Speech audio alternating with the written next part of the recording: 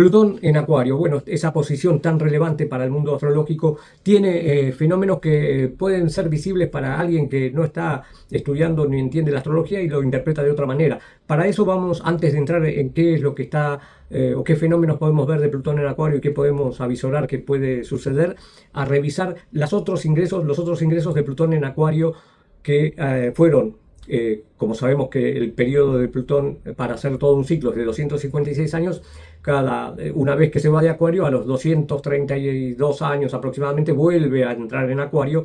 Entonces tenemos dos fechas que vamos a tomar previas para entender un poco lo que sucedió, y también de eso nos da un marco de referencia para poder ver qué es lo que puede llegar a suceder en los próximos años, descifrar qué es lo que está sucediendo ahora. Un ingreso fue en 1532. Entonces esa época es la época en donde surgen nuevos paradigmas, tanto en la filosofía, en la religión, en la tecnología, en las estructuras de gobierno, y vamos a tratar de ver algunos casos, ¿no?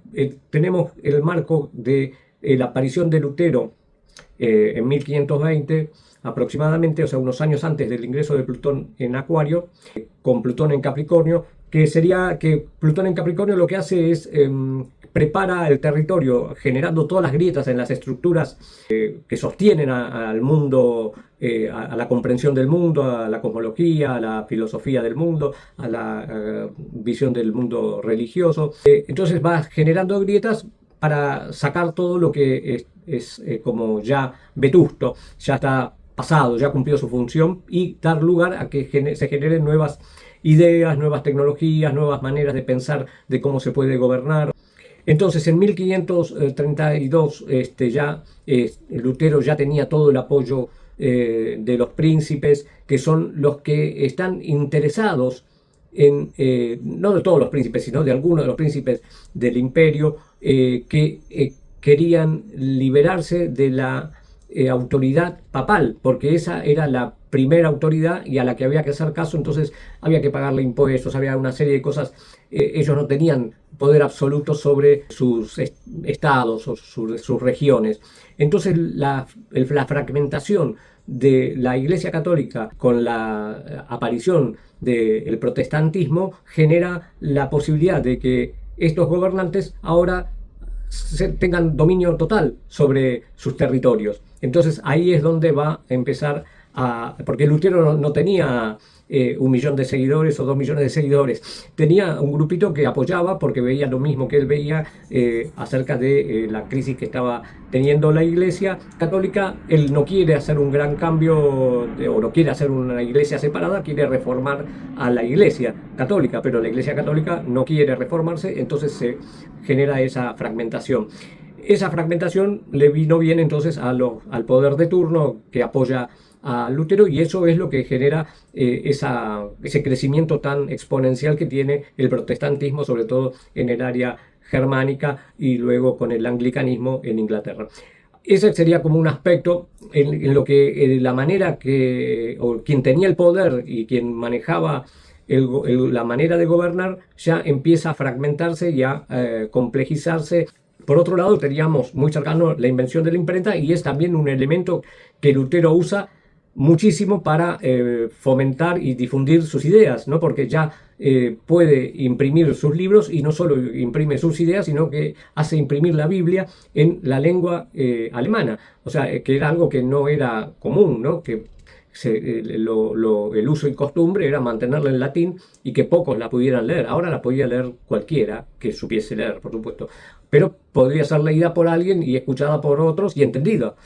Alguien podía leer en latín y eran pocos los que podían entenderlo, salvo los que vivían en Roma, los muy cultos, aún los que vivían en Roma, no todos hablaban latín, ¿no? Si no tenían sus lenguas romances. Así que esa es como otra parte, que es la tecnológica, ¿no? De la irrupción de la imprenta, la irrupción también en el mundo de la astronomía, de los telescopios que empiezan a permitir una comprensión del universo que no estaba, y la famosa revolución copernicana, que tiene que ver justamente con estos descubrimientos y con las nuevas observaciones, otra visión del universo y sobre todo del sistema de heliocentrismo, o sea, del Sol en el centro, no la Tierra en el centro.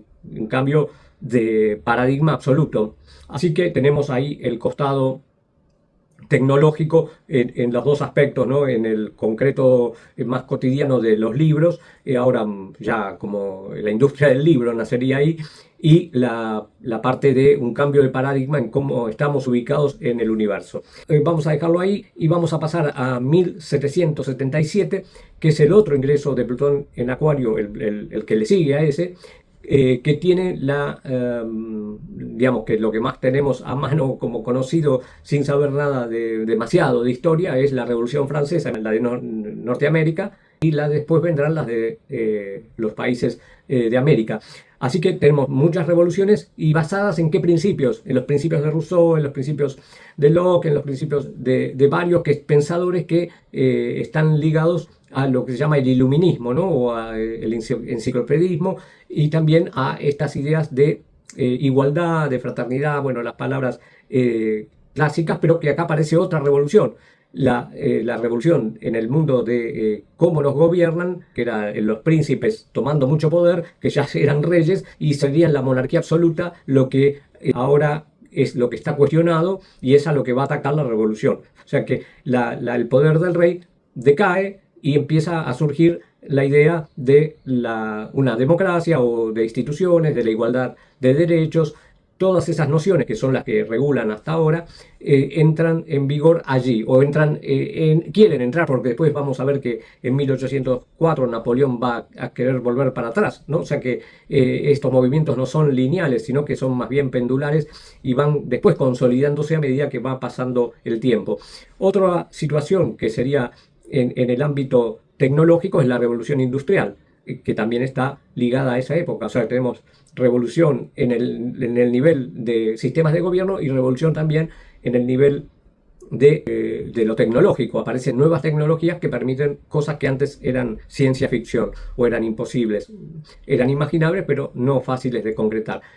Ahora están las ideas, entonces está toda la crisis que se va a generar con la revolución industrial, que nosotros la vemos positiva porque nos deja todo el uso de herramientas, vehículos, medios de comunicación que no teníamos antes, pero que para las personas que vivieron la revolución industrial históricamente se lo ve como un momento muy caótico, porque hay un montón de gente que queda desocupada, hay un montón de marchas, bueno, un caos social que duró a ese momento de que se lo llama de la transición de 30 años. O sea que es mucho tiempo para lo que es la vida humana, poco tiempo para lo que es la humanidad completa, ¿no? La historia de la humanidad.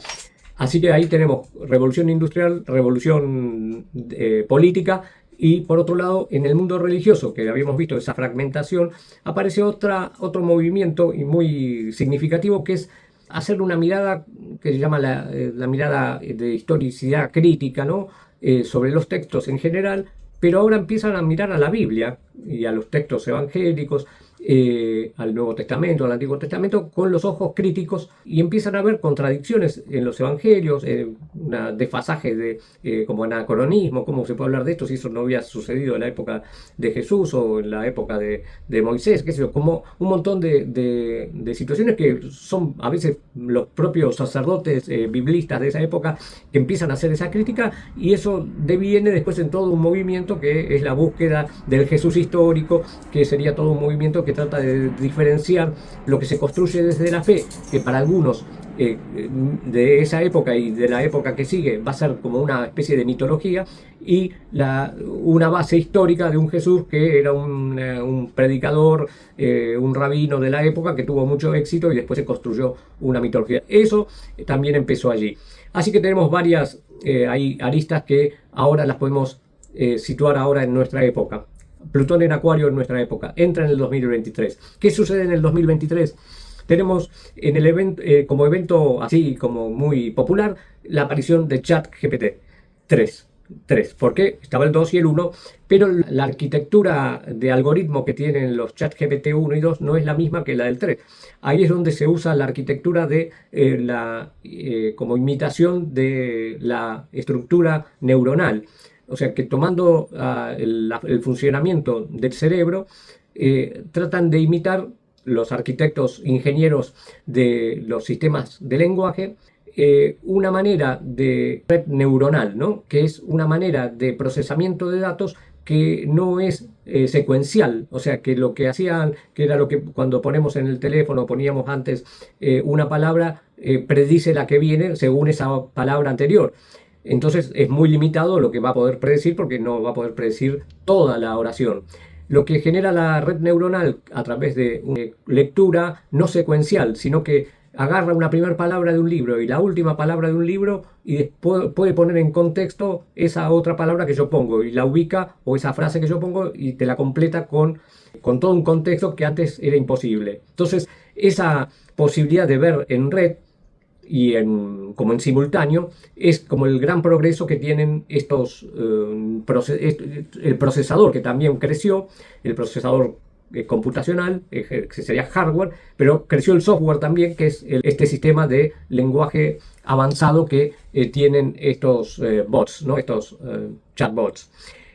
Google no se queda atrás porque lo venían ya pensando, lo venían desarrollando, pero no creían que era el momento de lanzarlo, pero antes que lo lanza OpenAI, lanza su Gemini. Entonces ahí empieza una carrera de ver quién progresa más esta inteligencia artificial, que sabemos que la inteligencia artificial se viene trabajando ya desde Alan Turing de 1950, que es el que famoso por esa película Código Enigma, pero es más famoso en el ámbito físico, matemático y del área de la computación y de la ingeniería de la computación, porque él desarrolla lo que él pensaba que eran máquinas inteligentes, y está el famoso test de Turing, que él dice que es un ejercicio que dice: yo le paso dos preguntas y detrás hay una máquina y detrás hay un humano. Si yo no puedo discernir cuál es del humano y de la máquina, le puedo otorgar inteligencia a la máquina. Entonces lo que pasa el test de Turing se lo considera inteligente. Bueno, ese principio es muy discutido de qué es la inteligencia, pero sí de que ya vemos que lo que hacen estos lenguajes avanzados de programación y de computación son realmente sorprendentes, porque ya pueden procesar cálculos muy complejos. A los matemáticos mismos ya lo consideran que lo que hace la inteligencia artificial es superior a lo que ellos pueden hacer en muchos casos, por el tiempo y por la cantidad de variables que tienen que manejar. Entonces ya en algunos campos es igual o superior al humano, y en otros no, en muchos no. Pero que lo que apuntan, lo que ellos denominan la AGI, que sería la inteligencia general artificial, es cuando se logre que la inteligencia artificial pueda ser competente en todos los ámbitos del humano, o sea, que sea igual que el humano en todos los ámbitos, en el derecho, en la biología, en la música, en todos. Así que ahí hay como un desafío, que es lo que está generando también toda esta, digamos, el Papa sacó hace poco una encíclica. En otro momento lo hubiese mandado la Inquisición, porque dicen esto es peligroso. Es peligroso, ¿por qué? Porque podría reemplazar en muchos casos al humano. En trabajos ya está pasando, ¿no? Hay autos autónomos, o sea que los choferes de Uber todavía no están preocupados, pero podrían llegar a estarlo. Muchos oficios pueden estar preocupados, como los que asisten, los que son los de los call centers, que ya vemos que la mayoría ahora son máquinas, o sea que está habiendo un reemplazo. La diferencia con la revolución industrial, por lo cual se genera este temor de crisis y de caos, de medio apocalíptico, que tiene su base en esta proyección. En la revolución industrial, si bien hubo muchas pérdidas de trabajo, se pudo después reubicar a la persona en otro tipo de trabajo. El tema es si la máquina llega a realizar todos los trabajos posibles, hasta el del plomero, que dice que sería el último en perderse. Con los robots los mini robots podrían hacer ese trabajo, pero el tema es que acá no habría posibilidad de otro nuevo trabajo. Por eso ya estos grandes empresarios de las tecnológicas están diciendo: si eso sucediera, porque ellos no dicen que eso no va a suceder, sino que si eso sucediera, es más, creo que quieren que suceda, se estaría la renta básica universal, que sería una especie de subvención a todo el mundo. El tema es qué hace la persona con el tiempo. Y eso es otro desafío. Entonces están todos estos desafíos planteados desde la aparición de la inteligencia artificial y la aceleración con la que se progresa. porque yo recibo actualizaciones casi todas las semanas. Entonces es bastante vertiginoso y uno no puede ni siquiera aprender la actualización anterior porque ya salió la nueva. Ese vértigo es el que está creando todo como en el mundo tecnológico, un cambio que digamos, algunos estiman, los propios Demis Hassabis, Sam Altman, que son como los popes de uno de OpenAI y el otro de Google, que esto va a suceder muy pronto. O sea, algunos dicen 2030 que va a haber no solo inteligencia general, la IG, sino la superinteligencia, que ya es cuando la máquina puede ya poner sus propios objetivos e independizarse del humano. O sea, que tendría más poder que el humano, porque va a ser más inteligente que el humano.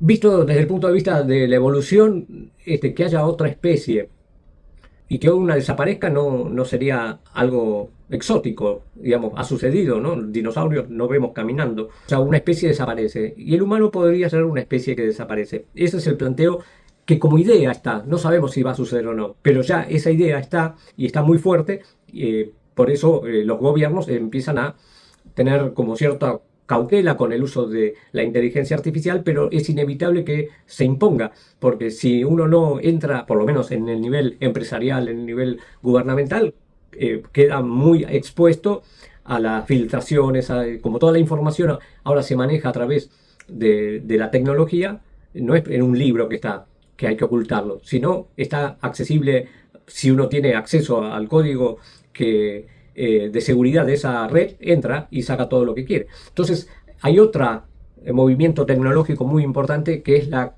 computación cuántica, que ya viene desarrollándose hace unos años y ahora empezaron ya a tener resultados.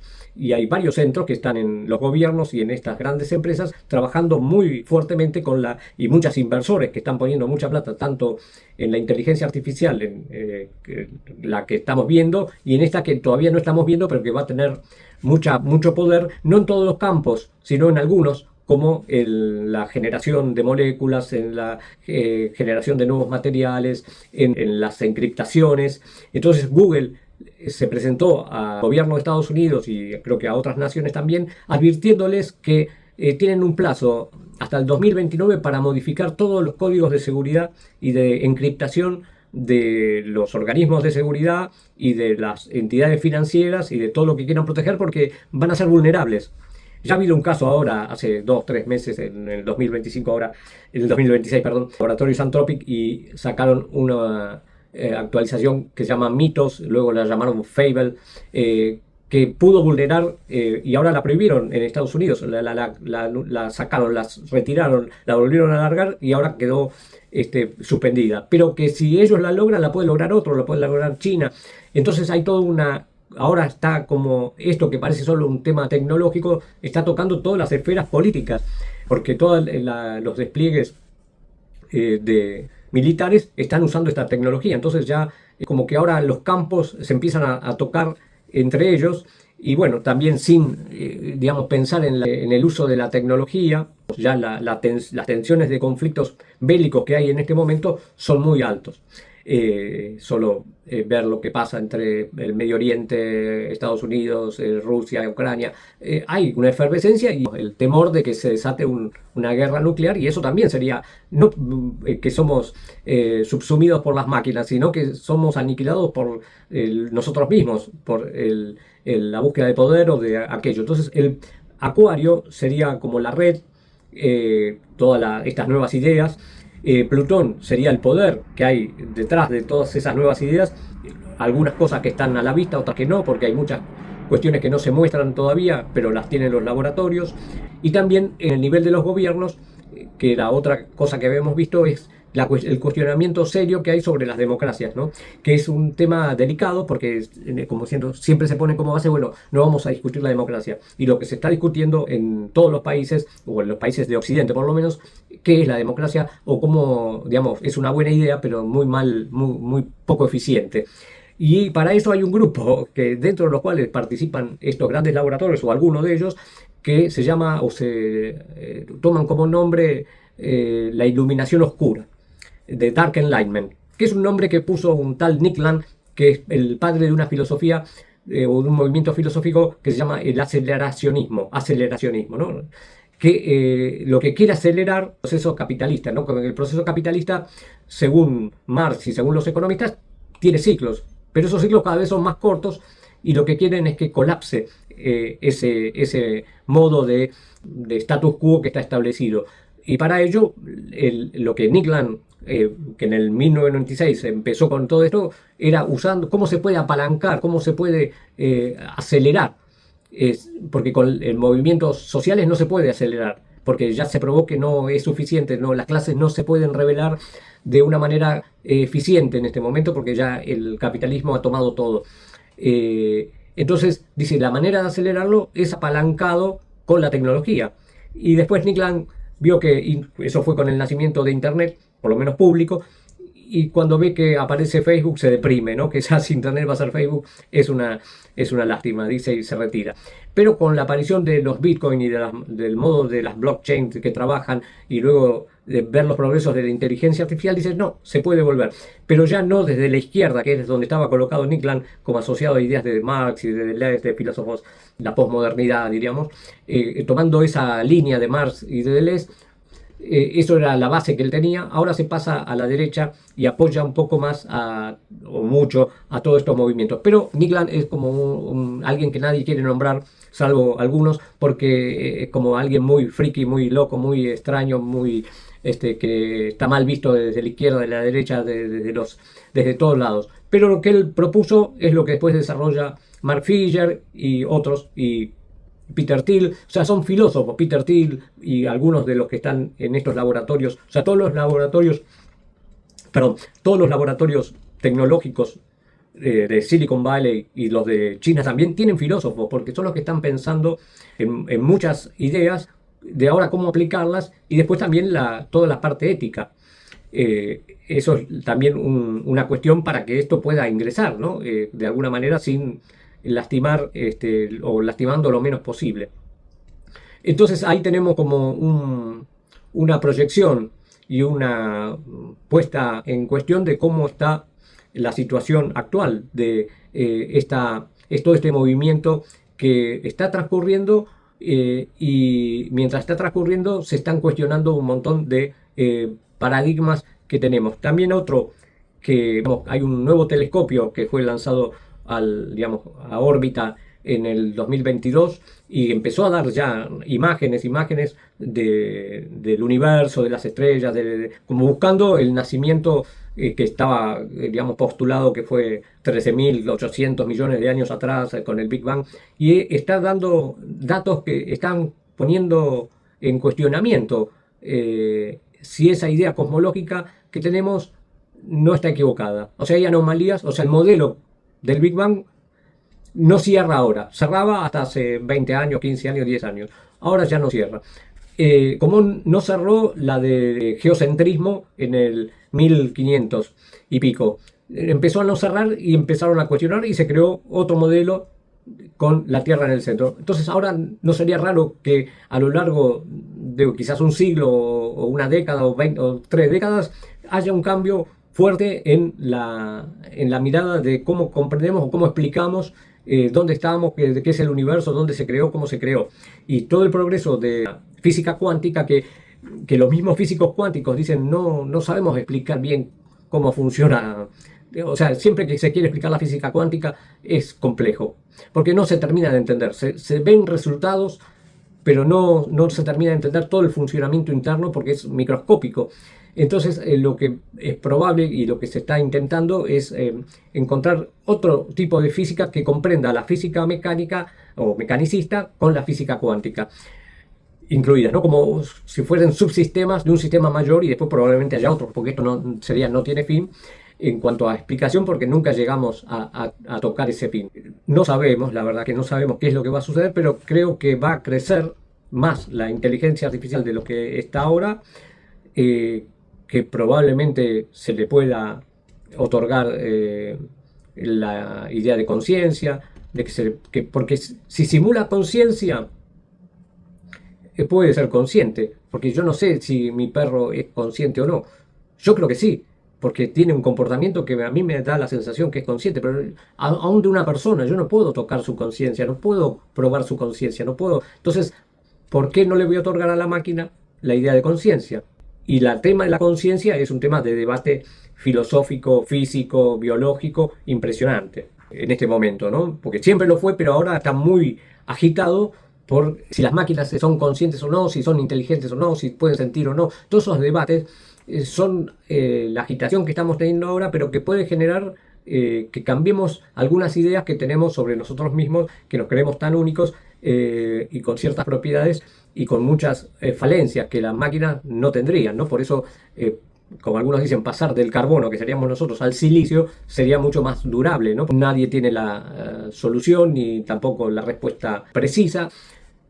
Pero eso está sucediendo, eso no está en discusión. Ahora, después tenemos estos que son los precursores, como Hinton, que es como quien ideó un poco todo el tema de la red neuronal y de los transformers, que está en contra ahora, ¿no? Porque dice, no paren la IA, paren la inteligencia artificial. Pero ¿quién la va a parar? Porque si la para Anthropic, o la para OpenAI, o la para Google, o DeepSeek, alguno la va a seguir, porque ya está, ya se sabe que se puede hacer. Si se sabe que se puede hacer, se va a hacer. Mejor que esté en manos de los que dicen que buscan la alineación, ¿no? La alineación es que los objetivos que se propongan las máquinas sea el mismo que se propone el humano. Entonces, si se da esa alineación, que haya una superinteligencia, no habría conflicto. Ahora, si cae en manos de los que no quieren que esté alineada y que esté alineada con principios de destrucción masiva, ya no está en manos de un grupito, sino de muchos grupitos y con mucho poder. Entonces, por eso es que creo que no tienen modo de ser detenidos.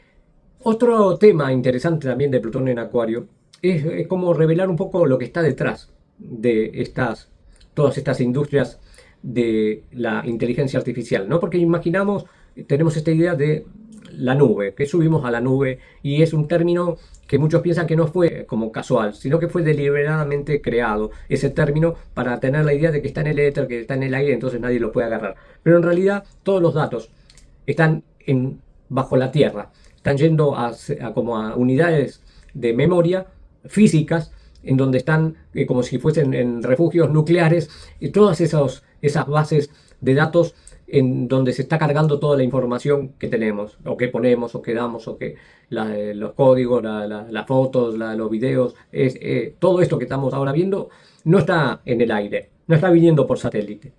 Alguna cosa se vendrá por satélite, como el GPS, pero después el resto está todo guardado en máquinas, y toda nuestra información, el 80% de la información de Internet va por cables submarinos. Son fibras ópticas que van por cables submarinos. O sea que todo está en la Tierra. Y lo que estas grandes granjas o complejos que se están creando para almacenamiento de datos y para tener todas estas como GPUs o computadoras que generen la inteligencia artificial, usan cada uno de estos complejos de una ciudad de 200.000 habitantes.